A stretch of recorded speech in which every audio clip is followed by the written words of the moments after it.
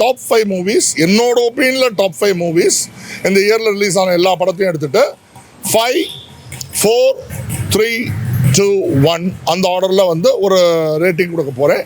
இந்த படம்லாம் நான் சொல்கிற படம்லாம் நான் சஜஸ்ட் பண்ணுறேன், உங்களுக்கு டைம் இருந்தால் வந்து பாருங்கள். நம்பர் 5 வந்து மெய்யழகன். இப்போ மெய்யழகன் வந்து நல்லா க்ளீன் ஃபேமிலி ஸ்டோரியாக மூவ் பண்ணியிருக்காங்க. அந்த படம் இவ்வளோ நல்லா வரும், பாக்ஸ் ஆஃபீஸில் ரிசீவ் ஆகும்னு வந்து யாருமே வந்து எதிர்பார்க்கல.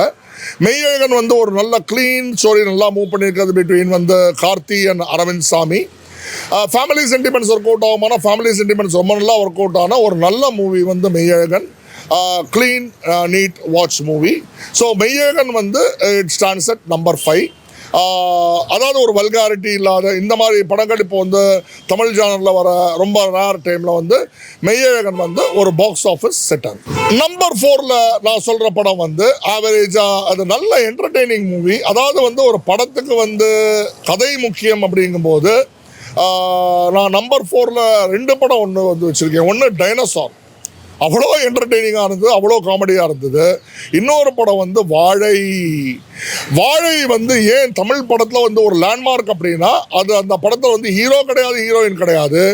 வாழைன்ற படத்தில் வந்து ஸ்டோரி தான் ஹீரோ, சின்ன பசங்களை வச்சு எடுத்தது. ஆனால் அவங்க ஸ்கூலில் வந்து எவ்வளோ கஷ்டப்படுறாங்க, அந்த பிளான்டேஷனில் வந்து எப்படி கேரி பண்ணுறாங்க, கஷ்டப்பட்டுன்னு படிக்கிறாங்க. So Vaazhai and also dinosaur at number 4. Number 3ல் வைக்கிற வந்து ஒரு டிஃப்ரெண்ட் மூவி, எல்லாருக்குமே தெரியும், ஸ்டாக் மார்க்கெட் பற்றி பண்ணவங்களுக்கு தெரியும், லக்கி பாஸ்கர். லக்கி பாஸ்கர் வந்து இவ்வளோ நல்லா பாக்ஸ் ஆஃபீஸில் ரிசீவ் ஆகும்ன்ட்டு யாருமே வந்து எதிர்பார்க்கல. I think really lucky Bhaskar வந்து சீதாராமனுக்கு அப்புறம் துல்கர் சல்மானுக்கு அவரோட கெரியரில் வந்து ஒரு மைல் ஸ்டோன் தான். லக்கி பாஸ்கர் எல்லாருக்குமே தெரியும், ஸ்டாக் மார்க்கெட்டில் நடந்த ஊழல். ஹர்ஷத் மேத்தா பற்றி ஒரு டாக்குமெண்ட்ரி போட்டுட்டாங்க, அவரோட இன்டர்வியூ போட்டுட்டாங்க. ஹர்ஷத் மேத்தா தப்பு பண்ணாரா இல்லையானா அவர் வந்து ஸ்டாக் மார்க்கெட்டில் இருக்கிற இதை வந்து லூப் ஹோல்ஸை பயன்படுத்திக்கிட்டாரு. அதே ஸ்டோரி தான் லக்கி பாஸ்கரில் வந்து ரெப்ளிகேட் பண்ணுறாங்க. பட் அவர் சொல்கிறாரு 26வது வயசுலேயாவது எனக்கு வந்து லக்கு வருதுங்கிறது. அந்த சீனில் அந்த டைலாக் ரொம்ப நல்லாயிருக்கு. ஸோ லக்கி பாஸ்கர் வந்து ரொம்ப clean movie. That is at number 3. Number 2ல் வந்து ரொம்ப ஹைப் பண்ணாத ரியலிஸ்டிக்காக ப்ரமோஷன் கொடுத்த மூவி வந்து அமரன் வந்து சும்மா வந்து அவுட் ஆஃப் த பாக்ஸாக ஆக்ட் பண்ணியிருக்கிறது வந்து சாய் பல்லவி தான் அந்த மூவியை கேரி பண்ணியிருக்கிறது. சாய் பல்லவினால் சிவகார்த்திகேயன் அந்த மூவியில் அக்ரெடிஷன் கிடச்சிது. உண்மையாகவே ஆர்பியில் எப்படி இயல்பாக நடக்குமோ அமரன் படம் வந்து உண்மையிலேயே ஒரு milestone in Sai Pallavi's career and Sivakarthikeyan's career. Amaran movie முடித்த உடனே சிவகார்த்திகேயன் வந்து நெக்ஸ்ட் படத்துக்கு வந்து டூப்பு போடாமல் ஸ்டண்ட் பண்ண ஆரம்பிச்சிட்டார். தாம்பரம் பிரிட்ஜன் Sai Pallavi has been cast in another different role எல்லாமா. ஸோ இவங்களுக்கு இந்த படத்தில் கிடைச்ச பிரேக்கு அவங்களோட கரியரில் வந்து நெக்ஸ்ட் லெவலுக்கு வந்து இது பண்ணியது. அமரன் படத்தை பார்த்துட்டு யாருமே அழாதவங்க கிடையாது. ஏன்னாக்கா எல்லாருமே நம்ம தாயை எந்த அளவுக்கு நேசிக்கிறோமோ நம்ம தாய் நாட்டை நேசிக்கிறோம். ஃபைனலி நான் சொல்லணும், நம்பர் ஒன் இந்த இயர் நம்பர் 1 மூவினா நான் எக்ஸ்பெக்டேஷனே இல்லாத போன படம் லப்பர் பந்து. யூ கால் இட் லப்பர் பந்து, நாட் ரப்பர் பந்து. தேவி பாரடைஸ் தியேட்டர் இந்த படம் பார்த்தேன். போனேன், ஹிட்லருங்கிற படம் கேன்சல் ஆகிடுச்சு, விஜயாந்திரன் வந்து ஷோ கேன்சல் ஆகிடுச்சு. அதனால் லப்பர் பந்துக்கு போய் உக்காந்தேன். இது தாண்டா படம், from scene 1 till the climax சொல்ல வச்ச படம் லப்பர் பந்து. அப்போது இது அட்டகத்தி தினேஷும் சரி ஹரீஷ் கல்யாணும் சரி லேண்ட்மார்க் மூவி அவங்க லைஃப் டயத்தில். அட்டகத்தி தினேஷ் இன்னும் படம் பண்ணியிருந்தார் ஊர்வசியோட, அதோட பேசப்படுற படம் லப்பர் பந்து. ஃபஸ்ட்டு திங் எனக்கு அதில் வந்து புரட்சி கலைஞர் விஜயகாந்தை ப்ரமோட் பண்ணாங்க.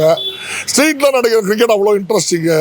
லப்பர் பந்தை பார்த்து ஒரு கிரிக்கெட் படம் எப்படி எடுக்கணுங்கிறத வெங்கட் பிரபு தயவுசெய்து கற்றுக்கணும், டெஃபினட்டாக கற்றுக்கணும். லப்பர் பந்து ஃபஸ்ட்டு சீன்லேருந்து லாஸ்ட் சீன் வர என்டர்டெய்னிங்காக இருந்தது.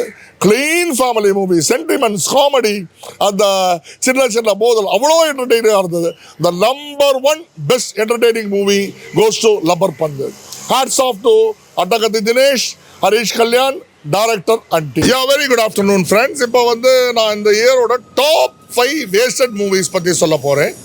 டாப் 5 வேஸ்டட்னா நிச்சயமாகவே இந்த படம்லாம் வந்து இந்த மாதிரி எடுத்துருக்கவே தேவையில்லை.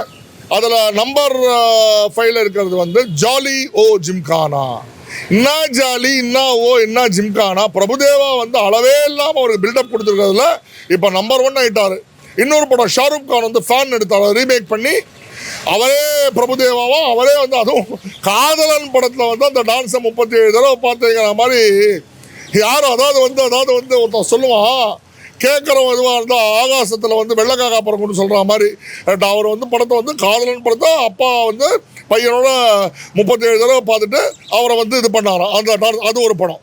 ஸோ ஜாலியோ ஜிம்கானால பிரபுதேவா வந்து பிளைண்டாக நடிச்சிருக்காரு. பேசாமல் அந்த படத்தில் முழுசாக ஒரு பிளைண்டாகவே இருந்திருக்கலாம். ஜாலியோ ஜிம்கானா வந்து ரொம்ப ரொம்ப ரொம்ப வேஸ்ட்டு. நம்பர் 4ல் இருக்கிற படம் வந்து வேட்டையன். வேட்டையன் வந்து ரஜினி சாரோட சூப்பர் ஸ்டார் ஸ்டேட்டஸுக்கு வந்து கதையை வந்து எவ்வளோ சொதப்ப முடியுமோ, அதாவது எடுத்த மற்ற எல்லா படத்துலேருந்து ஸ்டோரிஸை போட்டுட்டு ரஜினி அமிதாப் ரெட்டி கேரக்டரை காமிக்கணுங்கிறதுக்காக காமிச்சிட்டு ரஜினி சார் கூட வந்து வயசாகிடுதுன்னா அந்த மனசிலாயிலேயே அவரால் டான்ஸ் ஆட முடியல. அப்போ அவர் வந்து இதில் தர்பாரில் பண்ண மாதிரி ஏஜுக்கு ஏற்ற மாதிரி பண்ணியிருக்கணும். வேட்டையிலையும் சரி எல்லா படத்துலையும் ஆக்ஷன் சீன்ஸ் நான் வருவேன், துப்பாக்கி எடுப்பேன், சுடுவேன், எனக்கு ஒருத்தர் செக் வைப்பாருன்னா அது வந்து பார்க்குறதுக்கு வந்து நல்லா இல்லை. நம்பர் 3ல இருக்கிறது வந்து இந்தியன் 2க்கு சொன்னாங்க. இந்தியன் பார்ட் 3க்கு வந்து இந்தியன் 2ல இருக்கிற ஆக்டர்ஸே கான்ட்ரிபியூஷன் போட்டு ஒரு ஃபண்டு கிரியேட் பண்ணி தவிர இந்தியன் 3 ரிலீஸ் பண்ணிடாதுங்கிற அளவுக்கு இந்தியன் 2 பேசப்படுகிறது. இந்தியன் 2ல வந்து சொன்னாங்க, அதாவது அந்த இந்தியன் தாத்தா அவரை மாதிரி பவர் யாருக்குமே கிடையாதா, அவர் ட்ரெண்டிங்கில் வந்துடுவாரா, எங்கே வேணால் இது பண்ணுவாரா, அவரை மாதிரி ஸ்பீடு யாரும் கிடையாதான். கடைசியில் கமலை எவ்வளோ கேவலமாக காமிக்க முடியுமோ இந்தியன் 2ல வந்து அந்த கிளைமேக்ஸை வந்து கமலை வந்து காமிச்சிட்டாங்க. So Indian 2 is also a very very wasted effort. Number 2ல இருக்கிறது Pushpa 2. Pushpa the ruler. Pushpa the ரூலர்னு கொடுக்குறவளோ ஏன் இந்த மூவியில் இவ்வளோ கான்ட்ரவர்சி வந்ததுன்னு தெரில.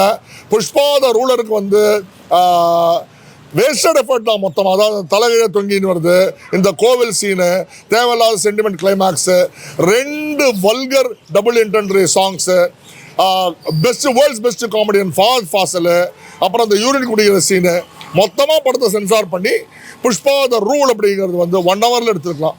டீசரில் காமிச்சது சேஷாசலம், காடு, புலி, படத்தில் இந்த சீன்ஸ்லாம் கிடையவே கிடையாது. புஷ்பா 2 மொத்தமாக வேஸ்ட்டு. அது இவ்வளோ கான்ட்ரவர்சி பண்ணி ஏதோ எடுத்துருது. ஒரு படம் வந்து ஜஸ்ட்டு பாக்ஸ் ஆஃபீஸ் கலெக்ஷன் எடுத்ததுனால அது வந்து சக்ஸஸ்ன்னு சொல்ல முடியாது. நவ் ஃபைனலாக நான் சொல்கிற படம் வந்து இந்த படம் அவ்வளோ ட்ரால் பண்ண படம். ஏன் ட்ரால் பண்ண படம்னா அது கொடுத்த பில்டப் மட்டுமே காரணம். எதனால் இதை ட்ரால் பண்ணாங்க? So the number 1 first trolled movie is Kanguva. இதை பற்றி எல்லாருக்குமே வந்து அதாவது வந்து என்ன சொல்லுவாங்க, என்ன அதாவது தவிச்ச வாய்க்கு அல்வா கொடுக்குற மாதிரி, அரிசி பொடி கொடுக்குற மாதிரி, திருப்பதி லட்டு கொடுக்குற மாதிரி எல்லாம் போட்டு மென்று கழுவி துப்பிட்டாங்க. இப்படிப்பட்ட பில்டப்பும் கொடுத்துருக்குவானா? அதாவது கங்குவா படம் வந்து சரித்திரத்திலே பேசப்படும். எந்த படமும் எடிட்டிங் இதெல்லாம் மாடி சென்சார் கட் மாதிரி தான் தியேட்டருக்கு வரும். தியேட்டருக்கு வந்ததுக்கப்புறம் சீன்ஸை ட்ரிம் பண்ணதும் ஆடியோவை கம்மி பண்ணதும் ஒரே படம். கினஸில் போடும் இதோட பேர் கங்குவா. தியேட்டர் ரிலீஸ் ஆனதுக்கப்புறம் 2 டெசிபல் ஆடியோவை கட் பண்ணது கங்குவா படத்தை மட்டுமே அந்த பெருமை சேரும். டைரக்டர் சிறுத்தை சிவா காணோம், எங்கே போயிட்டார் அவர்? சிறுத்தை இங்கே பின்னாடி ஒளிஞ்சிட்டு இருக்கா பாருங்க, காணோம். கங்குவா சக்ஸஸ் மீட்டுக்கு நானும் வந்து பாஸோட வெயிட் பண்ணிருக்கேன். கங்குவா பார்ட் 2 வந்து என்ன ஆச்சுன்னா இதில் திருப்பினார், பாவம் 24 டைம் மிஷினில் திருப்பினார். 2004 பார்ட் 2 ரிலீஸ் ஆகும்போது அந்த சுனாமி தண்ணி வந்து அதை அடிச்சுட்டு போயிடுச்சான். அதனால Kanguva is the first movie of the year and these are the top 5 first movies and irritating movies of the year. Thank you friends.